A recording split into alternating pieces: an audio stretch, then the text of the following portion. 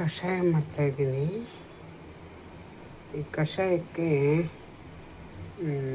ನೋಡಿ, ನಿಂಬೆಹಣ್ಣು, ಸ್ವಲ್ಪ ನಿಂಬೆಹಣ್ಣು, ಬೆಳ್ಳುಳ್ಳಿ, ಆಮೇಲೆ ಚಕ್ಕೆ, ಆಮೇಲೆ ಶುಂಠಿ, ಸ್ವಲ್ಪ ಜೀರಿಗೆ, ಸ್ವಲ್ಪ ಓಂಕಾಳು, ಸ್ವಲ್ಪ ಸೋಂಪು ಕಾಳು, ಒಂದು ಸ್ವಲ್ಪ ಅರಿಶಿನ ಹಾಕಿದ್ದೀನಿ.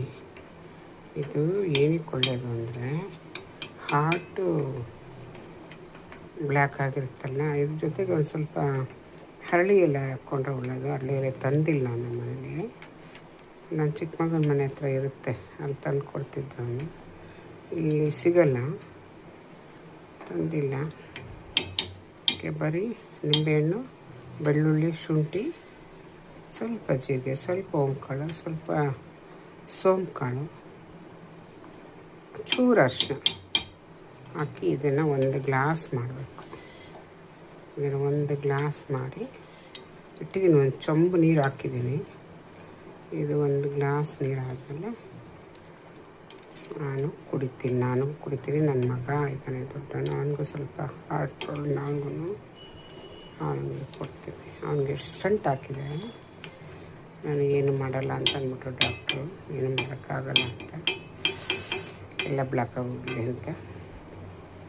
ಹಾಗಾಗಿ ಇದನ್ನು ಈಗ ಮಾಡ್ಕೊಂಡು ನಾನು ಕುಡಿತೀನಿ. ಸ್ವಲ್ಪ ಹೊತ್ತು ಕುದ್ದಾದ್ಮೇಲೆ ಅದೊಂದು ಗ್ಲಾಸ್ ನೀರು ಹಾಕ್ಬೇಕು. ಆಗಾಗ ಅದನ್ನು ನಾನು ಕುಡಿತೀನಿ. ಬರೀ ಖಾಲಿ ಹೊಟ್ಟೆಲಿ ಕುಡಿತೀನಿ. ಇದು ಗಂಜಿ, ರಾಗಿ ಗಂಜಿಗೆ ರೆಡಿ ಮಾಡಿದ್ದೀನಿ. ನಂದಿನಿ ರಾಗಿ ಪೌಡರ್ ಇದು, ಬೆಣ್ಣೆ ಕೃಷ್ಣ ರಾಗಿ ಪೌಡರ್ ಇದು ತೊಗೊಂಡಿದ್ದೀನಿ.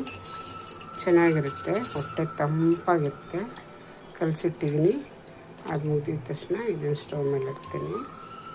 ಇದನ್ನು ಮಾಡಿಕೊಂಡು ಒಂದು ಗ್ಲಾಸ್ ಕುಡಿತೀನಿ. ನಂದು ಟಿಫನು. ಅದೊಂದು ಗ್ಲಾಸ್ ನೀರು, ಕಷಾಯದ ನೀರು, ಇದೊಂದು ಗ್ಲಾಸು ಗಂಜಿ. ಇದಕ್ಕೇನು ಉಪ್ಪು ಏನು ಹಾಕಿಲ್ಲ ನಾನು. ನನಗೆ ಉಪ್ಪು ಏನು ಅಷ್ಟು ಇಷ್ಟ ಆಗಲ್ಲ. ಅದಕ್ಕೆ ಸಪ್ಪೆ ಇಷ್ಟ ನನಗೆ.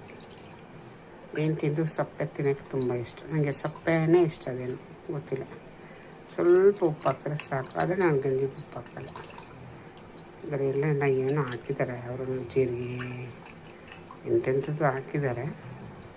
ಬಟ್ ಇದನ್ನು ಚೆನ್ನಾಗಿ ಕಾಯಿಸ್ಬಿಟ್ಟು ಚೆನ್ನಾಗಿ ಕುದಿಸಿ ಇದನ್ನೊಂದು ಗ್ಲಾಸ್ ಕುಡಿತೀನಿ ನಾನು ಬೆಳಗ್ಗೆ ಬೆಳಗ್ಗಿಂದು